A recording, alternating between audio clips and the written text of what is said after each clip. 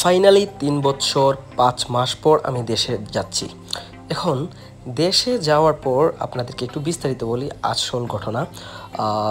যারা বাংলাদেশে যাবেন রিসেন্টলি বা ৩ বছর ৪ বছর পর যাচ্ছেন, তাদের সুবিধার্থে একটু জিনিস বলি। ৫ টাকার চা এখন বর্তমানে ১০ টাকায় পাওয়া যায়। ৫ টাকার পান আপনি ১০ টাকায় পাবেন। ৫ টাকার কোনো জিনিস আপনি পাবেন না। ৫ টাকার সিঙ্গারাও এখন 10 টাকাতে বিক্রি হয়। রাইট নাও আমি অন দ্য ওয়ে বাংলাদেশ ফ্লাইটে আসি। এখন ফ্লাইটের একটা ঘটনা বলি আপনাদেরকে। তো আমি কাতার এয়ারওয়েজে বাংলাদেশে আসি। তো এইখানে অনেক ধরনের বিয়ার্স সার্ভ করা হয়। তো অনেক বাংলাদেশি ভাই ছিল, এর মধ্যে একজন বাংলাদেশি ভাই আমার ঠিক পাশের মাঝখানের যে সিট আছে ওইখানে বসে। তো যতক্ষণ মনে করো যে এই সার্ভটা করে খাবার দেওয়া নেওয়া করে, তো আমি অনেকবার দেখছি ওনারে যে সফট ড্রিঙ্কস না হার্ড ড্রিঙ্কস যেগুলা বিয়ার টাইপ, ওইগুলা ২-৩ বার 4 বার অন্ততপক্ষে উনি নিছে। তো নেওয়ার পর লাস্টের দিকে দেখি যে উনি আর সহ্য করতে পারতেছে না, বমি কইরা ওই সামনে সিটটা একদম নষ্ট করে দিছে। এখন কথা হচ্ছে আপনি যদি না পারেন তাহলে ভাই এটা নেওয়ার দরকার কি। তো ফাইনালি আমি বাড়িতে পৌঁছে গেছি এবং আমার আজকের প্রথম ব্লগ হচ্ছে দেশে আসার পর এইটাই। আর আমার টার্গেট হচ্ছে এবাদত ভাইয়ের বাসায় আক্রমণ করা। এটাকে আক্রমণ আপনারা বলতে পারেন। তো আমি আমার ফ্রেন্ড যেহেতু এবাদত ভাইয়ের ছোটো ভাই, তো আমি ওনার বাসায় যাই এবং আমি চেষ্টা করব এই ভিডিওতে আপনাদের সাথে কিছু মুহূর্ত শেয়ার করা। এটা হচ্ছে এবাদত ভাইয়ের বাসা। তারা অন্য জায়গায় ছিল, এখন নিউলি এইখানে শিফট করছে। তো এইটা হচ্ছে ওনার একটা ড্রয়িং রুম। এইখানে ওনার যত যাবতীয় সরঞ্জাম আপনারা বলতে পারেন যে অর্জনগুলা এইখানে রাখা। তো এই হচ্ছে এবাদত ভাইয়ের ছোটো ভাই, আমার ফ্রেন্ডস। তো আমি ফাইনালি চলে আসলাম এইখানে। তো আসার পর এখন আমি আপনাদেরকে এই ভিডিওতে দেখাবো কিছু ওনার অর্জন, যেগুলা খুবই রেয়ার, সচরাচর অনেকেই দেখা মিলে না, কারণ অনেকেই হোম ট্যুর দিতে পারে না বা অনেকে ওনার সাথে যোগাযোগ নেই। তো এইখানে আমরা অনেকগুলো অর্জন দেখতে পাবেন। এই যে historic win against New Zealand mount Maunganui 2022 সালে, এটা যখন ঐতিহাসিক যে নিউজিল্যান্ডের সাথে বাইরের দেশে গিয়ে যে বাংলাদেশ টেস্টে জয়লাভ করে, সেই মুমেন্টটা এইখানে ক্যাপচার করা রাখা আছে। সাইনিং বল আছে এইখানে অনেক ধরনের। এই যে দেখতে পাচ্ছেন ডেভিড ওয়ার্নারের একটা সাইনিং বল। তারপরে এই যে হচ্ছে পাকিস্তান ট্যুর অফ বাংলাদেশ 2021 সালের এটা।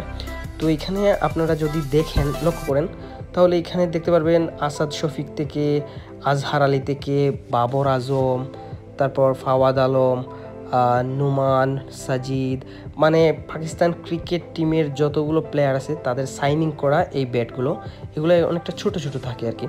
তো এটা হচ্ছে পাকিস্তান ট্যুর অফ বাংলাদেশ। তো ওরা আসছিল এইখানে। এই যে পাকিস্তান ট্যুরের পুরো বাংলাদেশ টিমের প্লেয়ার লিটন দাস থেকে শুরু করে শান্ত, সাকিব সবাই আছে।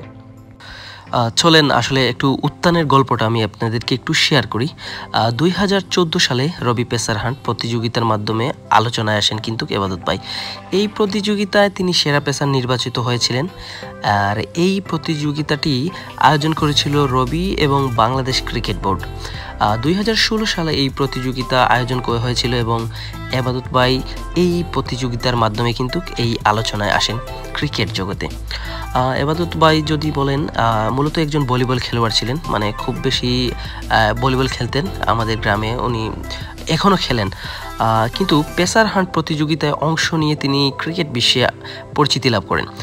2016 সালে তিনি কিন্তু ওনার যে ফাস্টেস্ট বলটা ছিল রবি পেসার হান্টে, সেইটা হচ্ছে 139.09 কিলোমিটার গতিতে বল করে কিন্তু সবাইকে চমকে দেন এই বলের মাধ্যমে। এরপর থেকে তিনি বর্তমানে বাংলাদেশ ন্যাশনাল টিমের একজন নিয়মিত মুখ। আপনি যদি দেখেন লাস্ট যে নিউজিল্যান্ড টেস্ট জয়, মূলত একাই উনি বাংলাদেশ ক্রিকেট টিমকে এই জয়টা পাইয়ে দিয়েছিলেন।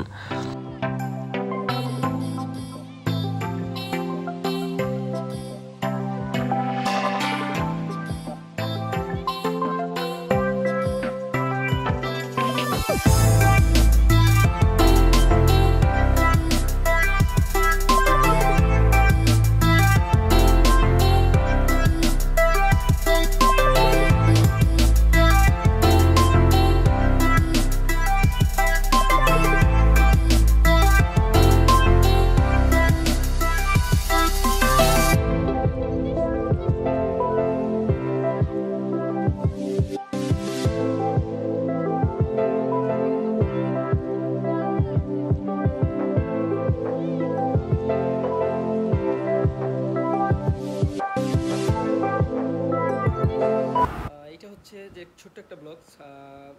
আবাদত ভাই রাইট নাও খুব সম্ভবত ঢাকাতে আছেন, ওনার শ্রীলঙ্কার সিরিজ শেষ। যদি সম্ভব হয়, যদি বাসায় উনি আসেন, তাহলে ওনার সাথে আমার একটা ছোট্ট ইন্টারভিউ থাকবে। অবশ্যই আমি অলরেডি আপনাদেরকে দেখাইছি ওনার হোম ট্যুর বলতে ওনার যত মানে অর্জন আছে এইখানে রাখা আছে ওনার রুমে। তো এটা হয়তো আমার ছোট্ট একটা ভিডিও, পুরো একটা ভিডিও আমি ওনার সাথে করতে চাই, যদি উনি যদি মানে ওনার সম্মতি থাকে। তাহলে দেখা হবে নতুন কোনো ভিডিওতে। ভালো থাকবেন, সুস্থ থাকবেন, আর অবশ্যই ম্যাঙ্গো পাবলিক ইউটিউব চ্যানেলের সাথে থাকবেন।